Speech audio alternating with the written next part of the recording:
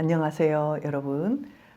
경계선의 이제 치유의 과정에 있어서 첫 번째 관찰하고 자신의 패턴을 알아내고 그 패턴에 대해서 내가 반드시 변화시키리라는 의지를 확고히 해야 된다. 이런 이야기를 했어요. 그렇다면 첫 번째 우리가 가장 유의해야 될 패턴이 뭘까요?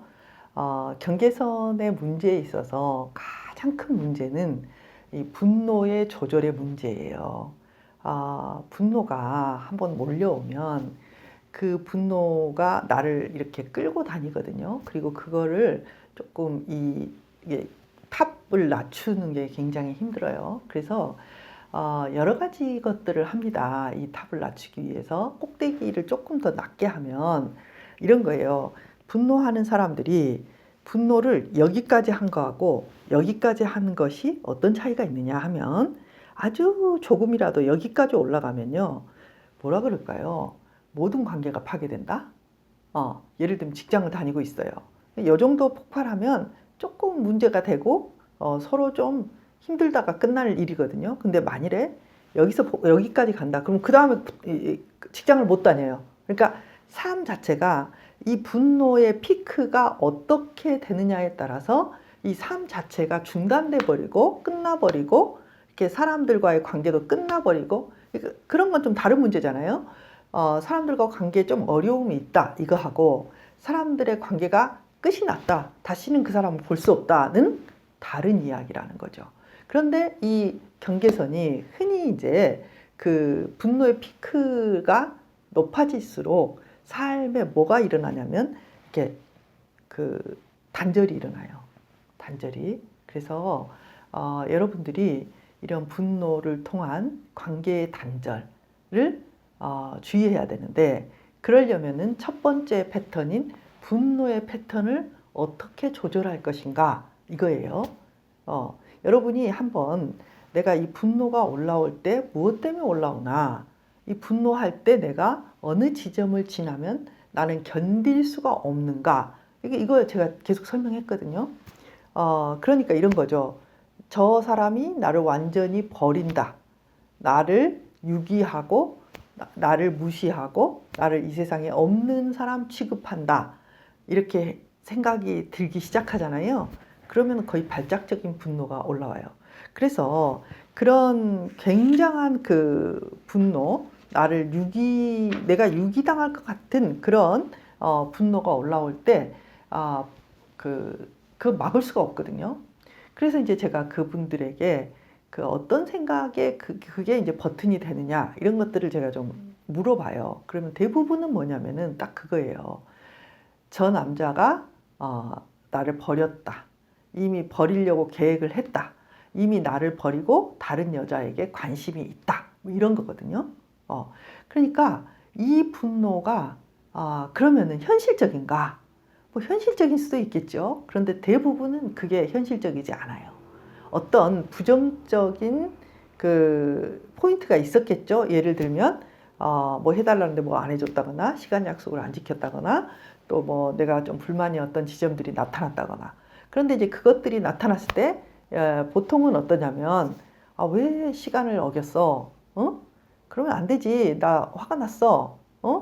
왜 이렇게 좀 잘 지키지 그랬어? 이렇게 화를 내요. 그래서 물론 그건 잘못한 거죠. 그 사람이 좀 시간을 뭐 20분 이상 늦고 또는 1시간 늦고 혹은 뭐 약속을 잊어버리고 그거는 되게 기분 나쁘고 안 좋은 일이기는 해요. 그런데 이 경계선은 그게 어디까지 가냐면은 그냥 이 사람이 30분을 늦었어요. 뭐 여러 가지 사정이 있었겠죠. 근데 그 여러 가지 사정이라는 게 들어온 게 아니라 이 30분을 늦은 것이 이 사람의 자극이 어떻게 탁 오면 이 버튼이 눌러져요. 그래서 어떤 버튼이 눌러지냐면 이 인간은 벌써 마음이 떠났다. 아직 나를 버리지는 않았지만 분명히 버릴 것이다. 아니야. 이미 마음에 드는 다른 여자가 있는지도 몰라. 혹시 만나고 있는지도 몰라. 그러기 위해서 지금 30분을 그런 마음이기 때문에 30분을 늦은. 그러니까 이런 이 확고한 것들이 내 마음에 탁 들어오잖아요. 그러면은 이게 진짜라면 여러분 생각해봐요. 진짜 이 남자가 나를 버리기로 지금 마음을 먹고 좋아하는 다른 여자가 있고 그래서 의도적으로 30분을 늦었어요. 그럼 화를 안 낼 사람이 누가 있겠어요? 다 화가 나죠. 그런데 문제는 뭐냐면은 이게 사실이 아니라는 거예요. 사실은 뭐냐면 이런 정도겠죠. 아, 왜 30분을 늦었어? 30분 늦으면 안 되지. 응? 기분 나빠. 왜 그랬어? 응? 다음부터 그러지 마. 이번에는 네가 늦었으니까 너가 밥을 사. 그리고 벌이야 이거는. 뭐 이런 식으로 하는 게 맞아요. 그래서 이제 봤더니 그런 유기의 두려움 속으로 완전히 치달아서 가는 버릇이 있더라는 거죠. 그리고 그 속에서 분노는 폭발되기 시작하는 거예요. 그래서 이제 이거를 바꾸는 방법들이 여러 가지가 있는데 제가 권해드리고 싶은 것은 이런 거라는 거죠. 예전에 계속 이야기를 했지만은 자, 이게 여기가 되게 좋은 지점이에요. 제 시간에 딱 나오고 이렇게 대화를 원활하게 하고 약속도 잘 지키고 뭐 관심을 보여주고 이렇게 돼 있다면 이 사람이 30분 늦은 거는 요만큼 잘못한 거예요.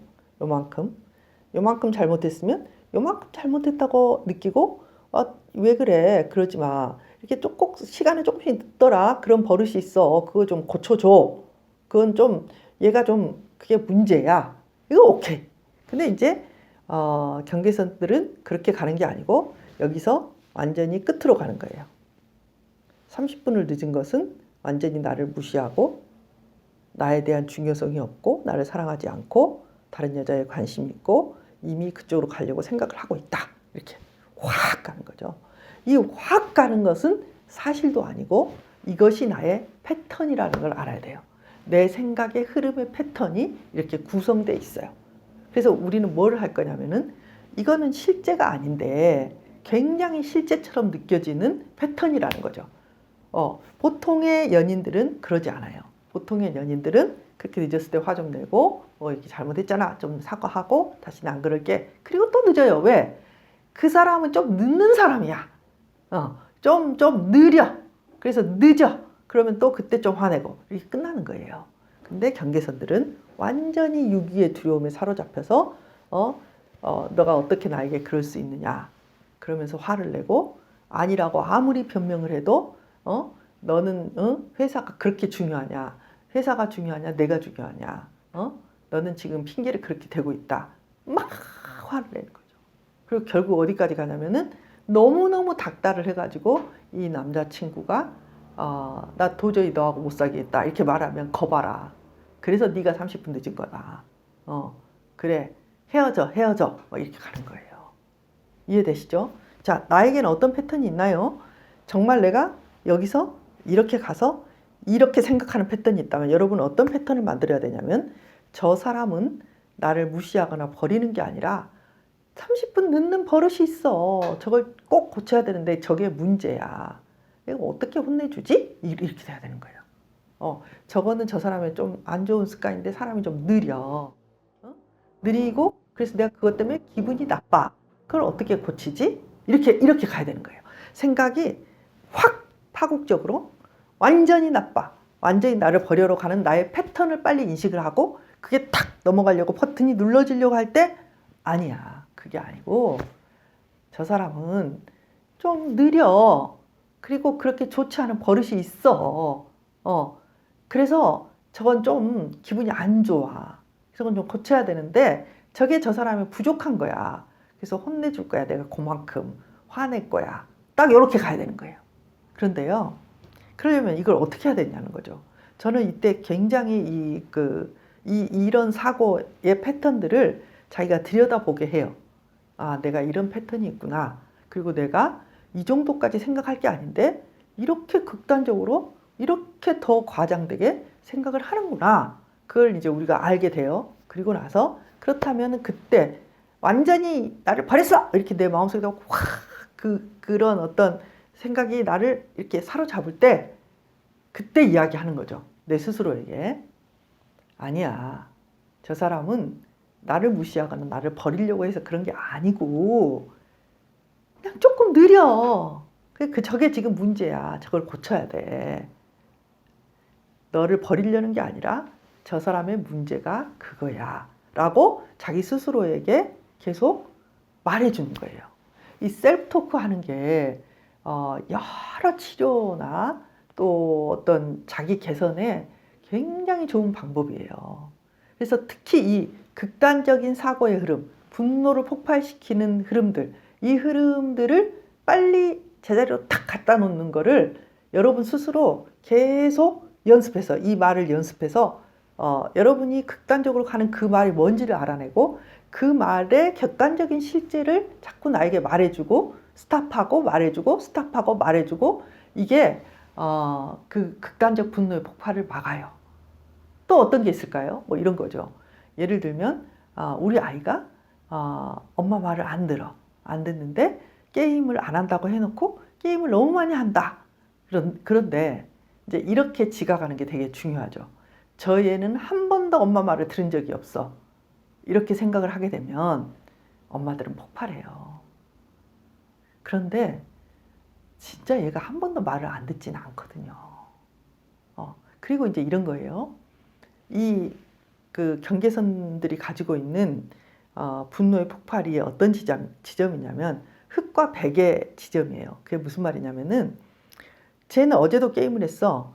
쟤는 오늘도 게임을 해. 쟤는 그제도 게임을 했어. 얘는 날마다 똑같아. 얘는 완전히 아무리 말해도 하나도 변화되지 않는 게임만 좋아하는 애야. 이렇게 되면 이거는 흑이에요. 흑. 그런데요. 흑이 아니라 회색도 있고요. 중간중간 하얀색도 있는 거예요. 그게 무슨 말이냐면 얘는 3일 전에도 게임을 했고 어제도 게임을 했고 오늘도 게임을 하지만 내가 3일 전에 이야기를 해서 그날은 정말 많이 줄였고 어제는 4일 전보다는 조금 덜 했고 오늘도 내가 잔소리를 조금 했더니 조금 줄였어. 조금 한 30분. 그럼 3일 다 다르잖아요. 그런데 이거를 다 뭉뚱그려서 너는 똑같아. 너는 엄마 말 절대 안 듣고 날마다 게임만 하는 나쁜 애야. 그렇게 화가 나면요. 진짜 엄마 말 한 번도 안 듣고 날마다 게임만 하면 어떻게 됐어요? 폭발할 만하죠. 근데 실은 거기에 실랑이를 하고 엄마 말을 들었다 안 들었다 하는 얘가 있단 말이에요. 그게 보여야 돼요. 얘는 문제는 문제고 물론 안 들었지만 미묘한 그 차이를 인정해 줘야 돼요. 그래, 너가 전번에 3일 전에 보니까 엄마가 막 뭐라 그랬더니 그날은 좀 쉬더라. 그래, 잘했어. 근데 어제는 그보다는 더한 거 알지? 오늘은 조금만 덜 해보자. 뭐 이렇게 가야 이 애가 말을 듣는데 너는 똑같은 놈이야. 엄마가 아무리 말해도 하나도 안 듣잖아. 뭐 이렇게 되면 아이도요. 내가 어제 좀 노력한 거 아무 소용없는 거구나. 뭐 우리 엄마는 아무것도 몰라. 그래도 그래, 나 똑같아. 어떻게 할 거야? 욕 먹고 그냥 게임 할 거야. 딱 이렇게 되거든요. 그러니까 여러분, 이 미묘한 차이, 흑과 백이 아니라 이 정도인가? 이게 인식이 되면서 요 정도의 반응, 요 정도의 반응, 요 정도의 반응들을 그 자리에서 그만큼만 인식하는 거. 그래서 감정의 폭발을 시키지 마세요. 똑같아. 나를 완전히 무시해. 나를 버릴 거야. 그런 적 한 번도 없어. 나한테 그거 해준 적 한 번도 없어. 한 번도 내 말 안 들어. 한 번도 내 생각 안 해. 이거는 다 우리도 그렇게 해서 화내잖아요. 실은 그거는 한 번도 안 한 건 환상의 세계예요. 여러분. 또 동일한 환상이 뭐냐면 정말 잘해줄 거야. 이것도 환상이에요. 실은요. 사람들은 그때그때 변하고 그때그때 잘할 때도 있고 못할 때도 있고 나의 피드백 때문에 더 좋아지기도 하고 나빠지기도 하고 뭐 이런 게 왔다 갔다 하는 거예요. 그래서 흑이나 백이나 묶어두지 말고 그것을 자꾸 정확하게 보려고 하고 극단적으로 너는 똑같아. 너는 항상 그래. 너는 완전히 사람을 무시해. 이런 속에 있는 것들을 자꾸 이쪽으로 끌어당기는 그래서 이 패턴을 어쨌든 변화시켜야 여러분이 분노의 폭발을 막을 수 있어요. 이해되시죠? 여러분 빨리 이 생각을 만들어내세요. 이 생각은 가상의 생각을 만들어내는 게 아니고요. 실제로 객관적인 것이 뭔지를 여러분이 그 상태 그대로만 인식하면 되는 거예요. 그리고 또 관계에 있어서 혹시 여러분에게 치명적인 영향을 주는 여러분이 경계선이 되게 만든 치명적인 영향, 나쁜 영향을 주는 가족이 있다면 그 가족은 거리를 정말 많이 떼어야 될 수도 있어요.